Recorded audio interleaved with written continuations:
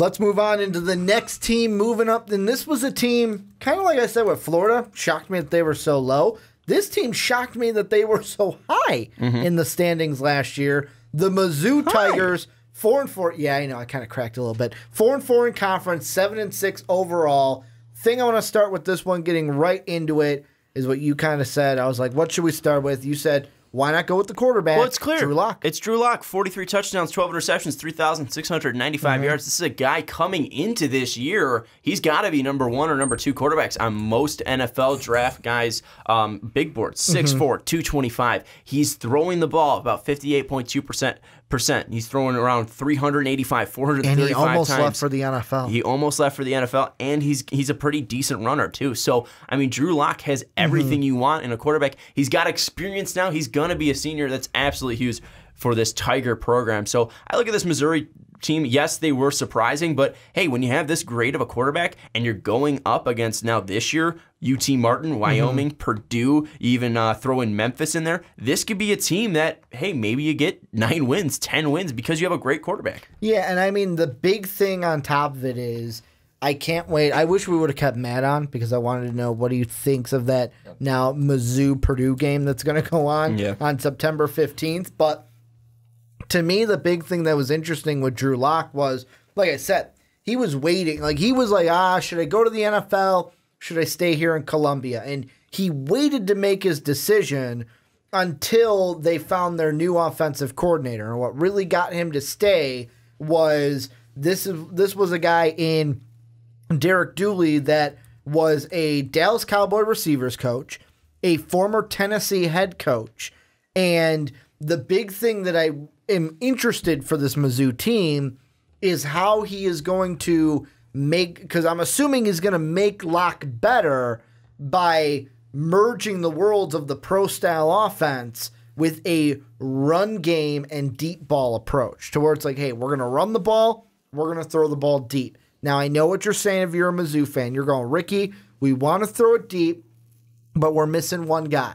We're missing our number 1 receiver last year, Jamon Moore. He was a guy that I know very well because I had him mocked in my full NFL mock draft last year. However, they do have guys behind Moore or coming back that were behind Moore that it's just a question of, do they step up? Doesn't Emmanuel Hall, who had over 800 yards last year and had 24.8 yards per catch last year, does he step up, although he was battling injuries?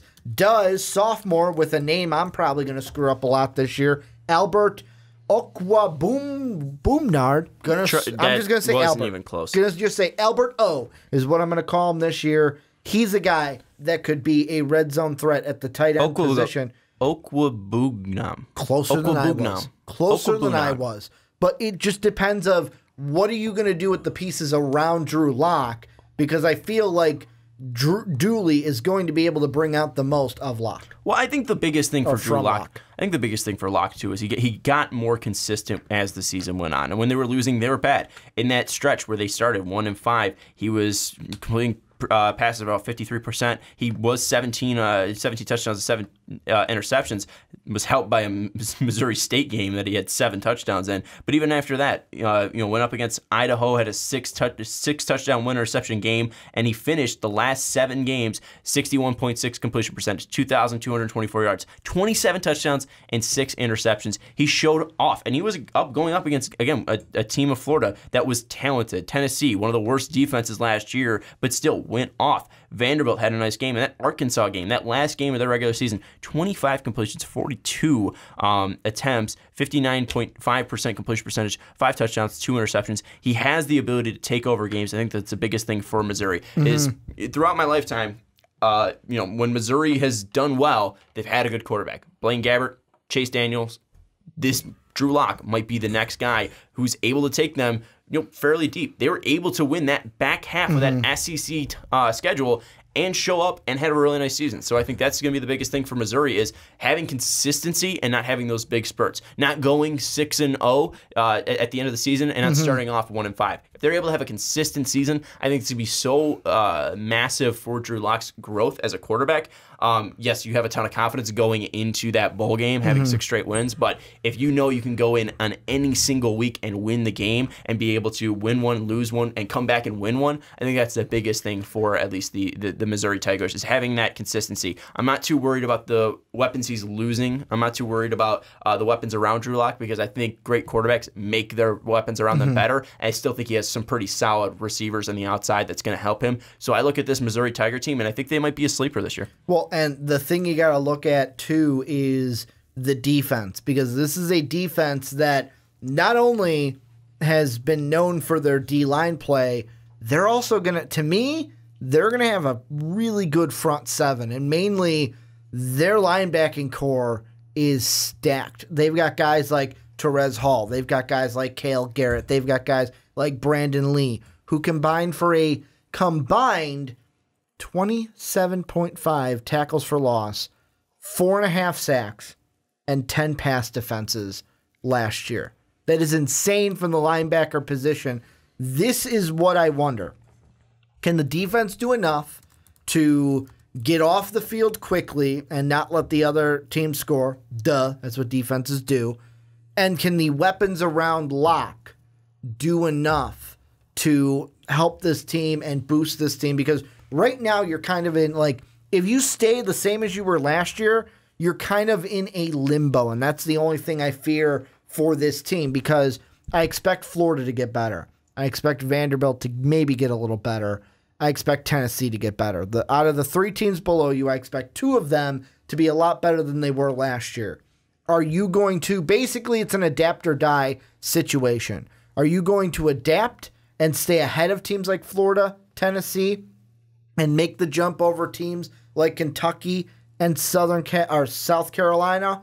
Or are you going to stay where you are and kind of stay in a limbo right there, 4th in the SEC? But I think the biggest thing for Missouri is that, again, we look at what they did last year, having those 6 straight wins. You're getting the biggest games off your schedule right away. Because, yes, you're going to have to go up against Tennessee Martin, you're going to go up against Wyoming, you're going to go up against Purdue. I think you can win those 3 games, start off 3-0. Then you're going to host Georgia. Now, if that's a close game, you're still going to have confidence because, hey, we just lost a close game to the runners-up in the national championship last year.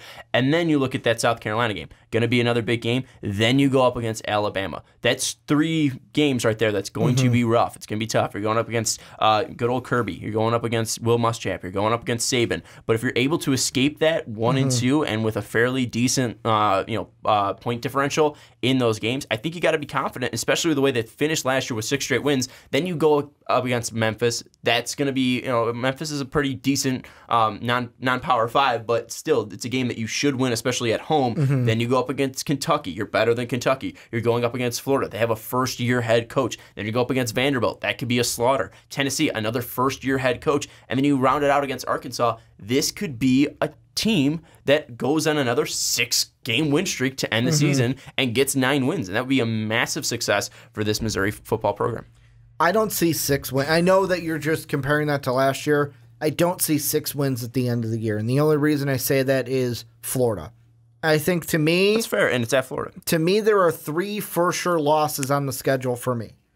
Home against Georgia, at Bryant-Denny Stadium, at the Swamp. Those are the only 3 that are for sure. Then to me, there are... I wouldn't chuck... I would say there's 2 for-sure losses. Georgia and Alabama. Georgia and Bama. And then I would say there's 2 toss-up games. I would say there's 2 that they're not favored in. And that's the South Carolina game because it's at South Carolina and then the Florida game because they're at the Swamp. But other than that, I think they should either be favored or they should be toss-ups. I am looking at it where my for sure, I'm going to throw Florida into that. So there's 3. Then to me, I feel like they beat South Carolina this year because for me... I might be a little lower on South Carolina than many people might want me to. I don't trust a Will Muschamp team. That's just something that I'm thinking about. The other 3 games that I don't like, they're not going to be losses for sure, but I don't know how they're going to go, are at Purdue. Like we were talking to Matt before his segment or after his segment because I was trying to get him on the Purdue segment that we're going to be doing next month when we do the Big Ten preview. And he was like, wow, I'm actually excited to talk about Purdue football before a season in a long time. So they're supposed to be better. That could be a loss. I'm not saying it will be, but it could be. Vanderbilt, I think, will be a win for Mizzou, but with what we just talked about with Vanderbilt, anything like that game, I could see it being an upset game, and we're looking at that going, what? Mizzou lost to who? They lost to who? That's the only way I see that going as a loss. But Tennessee's the other one because Jeremy Pruitt's going to get things done. It's just, does he get them done this year? So to me, if everything goes right, you're looking at a 3-loss team at the end of the regular season. If everything goes wrong, then maybe they're a 4, 5, 6-loss team like they were last year. I don't see them falling below they were last year, but the highest I see them getting this year is a 3-loss team, which, to put that in perspective, that would be good enough if we're going off of last year to be second in the SEC East. Yeah, but it's going to be different with this SEC East because, again, Florida's better. Tennessee, you think, is going to be better. Yeah. South Carolina, you have third year under Muschamp. East. It's going to be a closer East, I think. I don't think it's going to be as bad because so many teams fell off. Missouri went on that crazy run. Or is it just Georgia runs away with it and everyone else is close? Georgia runs away with it, but I think it's the teams are going to be better and they're going to be more consistent because no team outside of Georgia was really consistent last year, maybe South Carolina. And maybe even Kentucky. But there wasn't a lot of consistency in that SEC East. So I think if Missouri, again, is consistent, I think that's going to play big into them. Yes, they might lose those 3 games against South Carolina, Alabama, Auburn, give you a 3-game losing streak. But again, if they're close, I think that's going to be enough confidence. I think that's going to be the biggest thing is as long as they're able to keep their confidence, you have the great quarterback, a guy that's going to be an NFL pro behind you or behind the starting center leading you. I think that's going to be the biggest thing for Drew Lock is if he's able to take this team, put them on their back, and say, all right, guys, on day in, day out, you're going to be able to trust me. I'm not going to put us in positions to lose games.